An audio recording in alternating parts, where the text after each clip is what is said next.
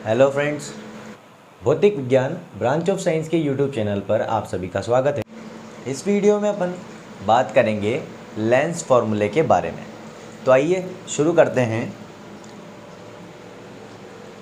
Lens formula जो कि आपने अपनी छोटी क्लासेस में भी पढ़ा है, और वो क्या था, 1/f is equal to 1/v minus 1/u था।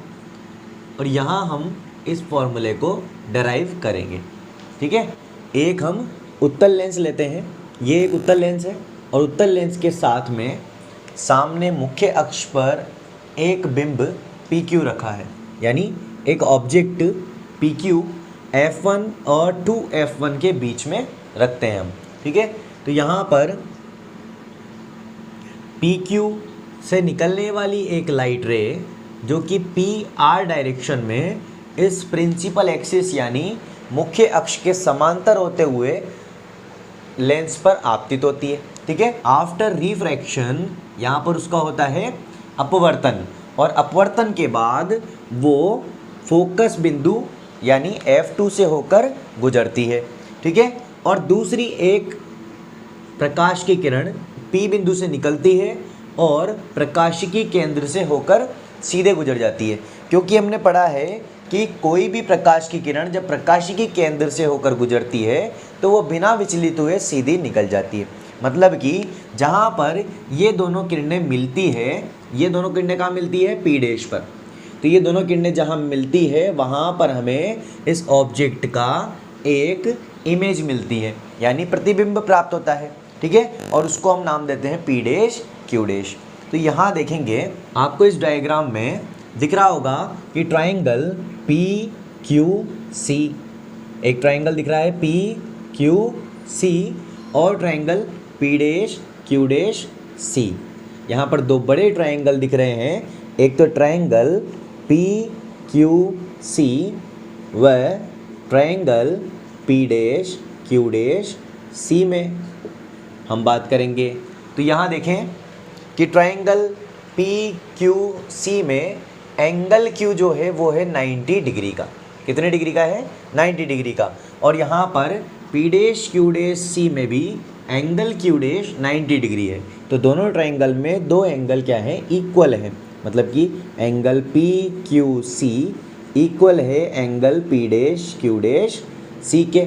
और ये क्या है, एक समकोण यानी 90 डिग्री का है। समकोण कितना होता है, 90 डिग्री का होता है। ठीक है, अब देखें दोबारा कि यहाँ पर एंगल QCP, यहाँ पर बन रहा है एंगल QCP और यहाँ पर एंगल बन रहा है Q डैश C और P डैश। तो ये दोनों एंगल भी क्या हो जाएंगे, इक्वल हो जाएंगे। कैसे इक्वल हो जाएंगे, एंगल QCP इक्वल होगा angle Q dash C P dash के। और ये जो एंगल होंगे, ये दोनों एंगल क्या होंगे, शीर्षाभिमुख कोण होंगे। शीर्षाभिमुख कोण है, इसलिए हमने इनको बराबर कर दिया। अब दो ट्रायंगल में, किन्हीं दो ट्रायंगल्स में अगर दो कोण इक्वल होते हैं तो हम ये कह सकते हैं कि कोण कोण समरूपता से, है ना, क्या कह सकते हैं, कोण कोण कोण कोण समरूपता से जो दोनों ट्रायंगल होंगे वो क्या हो जाएंगे, समरूप हो जाएंगे। मतलब कि एक समान हो जाएंगे, एक समान रूप के। तो ट्रायंगल PQC समरूप होता है triangle P dash Q dash C के। तो इससे हम लिख सकते हैं कि जो दो ट्रायंगल समरूप हुए हैं उन दोनों ट्रायंगल में कंसेप्ट होगा। वो कंसेप्ट क्या होता है, PQ लंब है और QC जो है वो आधार है, और ये हो जाएगा हमारे पास कर्ण।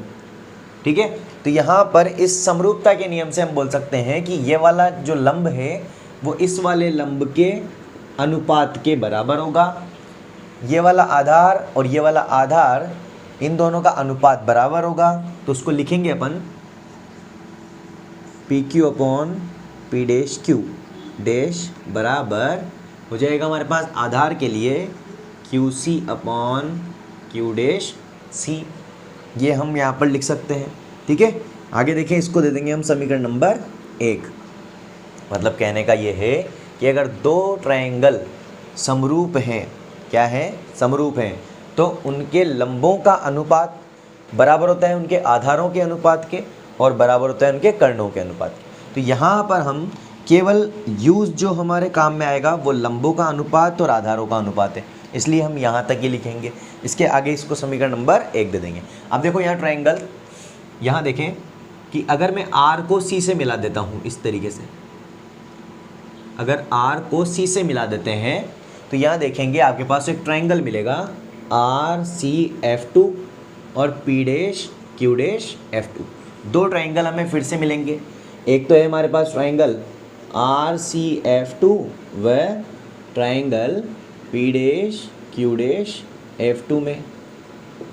दिख रहा है आपको यहाँ ट्रायंगल क्लियरली, RCF2 और P dash Q dash F2, दो ट्रायंगल है। इन दोनों ट्रायंगल में भी आपको दिख रहा है कि यहाँ पर बनने वाला कोण इसमें 90 डिग्री है, यहाँ पर 90 डिग्री है, तो दोनों जगह ट्रायंगल में एंगल हो जाएगा RCF2 बराबर हो जाएगा angle P dash Q dash F2 के, जो कि कितना डिग्री है, 90 डिग्री का कोण है। इसके बाद में यहाँ दिख रहा है आपको F2 पर बनने वाले दोनों कोण जो कि शीर्षाभिमुख कोण है, इसलिए ये भी बराबर कर देंगे। तो यहाँ हो जाएगा CF2R बराबर कोण Q dash F2 P dash, ये दोनों शीर्षा अभिमुख कोण हैं। ठीक है, तो यहाँ देखो दो त्रिभुज के दो कोण यदि बराबर होते हैं तो हम बोल सकते हैं कि कोण कोण समरूपता से, क्या बोल देंगे, कोण कोण समरूपता से कि ट्रायंगल RCF2 समरूप हो जाएगा triangle P dash Q dash F2 के। और अगर ये दोनों समरूप होंगे तो इनके लंबों का अनुपात बराबर होगा इनके आधारों के अनुपात के। ठीक है, तो बराबर कर दो। इनका लंब क्या है, देखो RC लंब है इसमें, तो RC upon P dash Q dash, और बराबर हो जाएगा आधार उसमें क्या है, CF2 अपॉन इसमें Q डैश F2। ठीक है, अब यहाँ देखें कि यहाँ पर ये जो यहाँ पर हमने बिंब रखा है PQ और RC बराबर होंगे।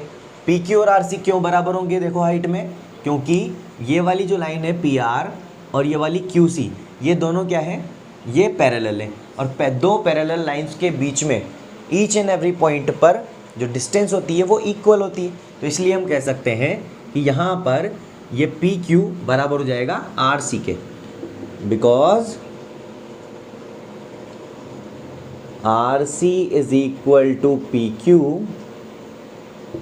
देन हम लिख सकते हैं इस वाली इक्वेशन को, RC की जगह हम लिख देंगे PQ यहाँ पर, तो ये हो जाएगा PQ upon P dash Q dash is equal to CF2 upon Q dash F2 हो जाएगा। इसको दे देंगे हम समीकरण नंबर 2। अब देखो यहाँ कि समीकरण नंबर 1 में क्या लिखा है, PQ upon P dash Q dash, और यहाँ लिखा है PQ upon P dash Q dash, मतलब दोनों जगह एक ही वैल्यू दी हुई है। PQ upon P dash Q dash की वैल्यू यहाँ QC upon Q dash C है, यहाँ पर PQ upon Q dash PQ upon P dash Q dash की value CF2 upon Q dash F2 है। तो यहाँ पर ये दोनों वैल्यूज़ इक्वल हो जाएगी क्योंकि दोनों जगह एक ही वैल्यू दी हुई है, इसलिए हम लिख देंगे समीकरण 1 व 2 से लिख सकते हैं कि यहाँ पर ये वाली वैल्यू इस वाली वैल्यू के बराबर हो जाएगी।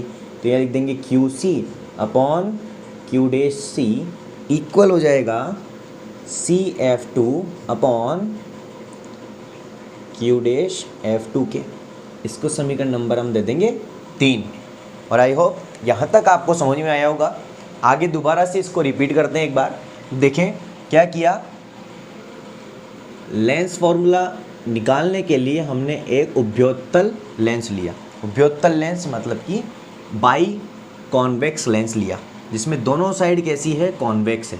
उस कॉन्वेक्स लेंस के प्रिंसिपल एक्सिस पर यानी मुख्य अक्ष पर एक बिंब PQ रखा और उस PQ से P पॉइंट से निकलने वाली एक लाइट रे PR जो कि मुख्य अक्ष के पैरेलल यानी समांतर होते हुए जाती है और लेंस पर R पॉइंट पर क्या होती है, आपतित होती है। और यहाँ पर इसका अपवर्तन होता है और अपवर्तन के बाद ये किरण जो है वो हमेशा, जो समांतर किरण आती है वो हमेशा फोकस बिंदु से होकर गुजरती है आफ्टर रिफ्रैक्शन। ठीक है, तो यहाँ पर F2 से गुजरेगी। उसके बाद में दूसरी किरण जो कि P से निकलेगी वो गुजरेगी हमारे पास प्रकाशिकी केंद्र C से। तो प्रकाशिकी केंद्र C से निकलने वाली किरण बिना विचलित हुए सीधे निकल जाती है और जहाँ पर ये दोनों मिलती है वहाँ पर इसका हमें क्या मिलता है, प्रतिबिंब मिलता है। यहाँ तक की बात समझ में आ गई। तो यहाँ देखें कि दो ट्राइंगल आपको दिख रहा है, एक तो PQ और C, ये दिख रहा PQC, PQC, और यहाँ पर ट्राइंगल PQC, बड़ा वाला PQC, ये वाला बड़ा वाला ट्राइंगल, और यहाँ पर ये वाला ट्राइंगल। तो ये दोनों ट्राइंगल लेंगे और इन दोनों ट्राइंगल्स में यहाँ पर बनने वाला कोण 90 डिग्री है और यहाँ पर बनने वाला कोण 90 डिग्री है। तो दोनों जगह 90 डिग्री है, इसलिए दोनों एंगल बराबर हो जाएंगे। और यहाँ पर जो एंगल्स बन रहे हैं ये दोनों हम बोलेंगे कि ये शीर्षाभिमुख कोण है, इसलिए ये दोनों भी हम क्या कर देंगे, इक्वल कर देंगे। इसके बाद में हम कहेंगे कि दो त्रिभुजों में यदि दो त्रिभुजों में दो कोण बराबर होते हैं तो वो कोण समरूपता से वो दोनों त्रिभुज जो होते हैं वो समरूप हो जाते हैं, मतलब कि एक समान रूप के हो जाते हैं। ठीक है, तो वहाँ पर उसका कंसेप्ट ये है कि उन दोनों त्रिभुजों में जो लंब है, मतलब कि यहाँ पर लंब PQ है, यहाँ पर लंब P' है, तो यहाँ पर दोनों त्रिभुजों के लंबों का अनुपात बराबर हो जाएगा आधारों के अनुपात के। समझ में आई बात? तो यहाँ इसको हम दे देंगे समीकरण नंबर 1। इसके बाद में दूसरा वाला ट्राइंगल देखो, यहाँ RCF2 और P'Q' कहाँ पर दिख रहा है, ये रहा RCF2, ये वाला ट्राइंगल RCF2, और फिर ये वाला ट्राइंगल P'Q', दो ट्राइंगल दिख रहे हैं आपको, ये वाला और ये वाला। यहाँ पर बनने वाला एंगल होगा 90 डिग्री C पर, और यहाँ पर Q' पर भी क्या होगा, 90 डिग्री होगा। तो वहीं जैसे इसमें किया है वैसे इन दोनों ट्राइंगल में ये दोनों 90 डिग्री है, इक्वल कर दिया। यहाँ पर F2 जो है वो शीर्षाभिमुख कोण है, यहाँ पर बनने वाला कोण शीर्षाभिमुख कोण है, तो इसको भी बराबर कर देंगे। इसके बाद में अगर दोनों ट्राइंगल में दो एंगल इक्वल हैं तो हम बोलेंगे दोनों ट्राइंगल क्या हो जाएंगे, समरूप हो जाएंगे। और समरूप होने से हम कह सकते हैं उनके लंबों का अनुपात यानी परपेंडिकुलर का रेशो इक्वल होगा उनके बेसिस के रेशो के। लंबों का अनुपात बराबर होगा आधारों के अनुपात के। और यहाँ देखें फिर इसमें डायग्राम में कि RC, अगर R को C से मिला दें तो RC की वैल्यू बराबर होगी PQ के लेंथ के, क्योंकि PQ और RC क्यों बराबर होगी, क्योंकि P से निकलने वाली ये वाली रे पैरेलल है किसके, प्रिंसिपल एक्सिस के, मतलब कि मुख्य अक्ष के, और मुख्य अक्ष के समांतर है। तो दोनों समांतर किरणों के बीच में ईच एंड एवरी पॉइंट पर जो डिस्टेंसेज होंगी वो क्या होती है, इक्वल होती है। इसलिए RC बराबर हो जाएगी PQ के, RC बराबर हो जाएगी PQ के, और PQ के बराबर कर देंगे यहाँ पर। RC का मान PQ यहाँ पर पुट कर देंगे इस वाली इक्वेशन में, यहाँ पुट करेंगे तो बराबर आ जाएगा हमारे पास PQ/P' इक्वल CF2/Q'/F2। फिर यहाँ पर हम बोलेंगे कि इसको इक्वेशन नंबर 2 और इसको इक्वेशन नंबर 1, इक्वेशन नंबर 1 और इक्वेशन नंबर 2 में दोनों में PQ/P'/Q' की वैल्यूज़ है। उसकी वजह से हम बोलेंगे कि ये वाली वैल्यू और ये वाली वैल्यू क्या हो जाएगी, बराबर हो जाएगी। ठीक है, अब हमें इन वैल्यूज़ की वैल्यू निकालनी है, मतलब कि QC की वैल्यू डायग्राम से लिखेंगे, Q' की वैल्यू डायग्राम से लिखेंगे। तो यहाँ देखें अब ध्यान से, ठीक है,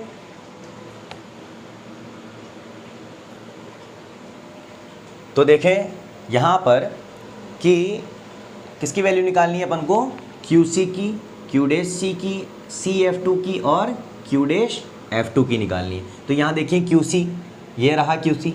QC क्या है, ये हमारे पास है Q पॉइंट जिस पर रखा है हमारे पास एक ऑब्जेक्ट यानी बिंब। तो बिंब दूरी क्या होती है, -u होती है।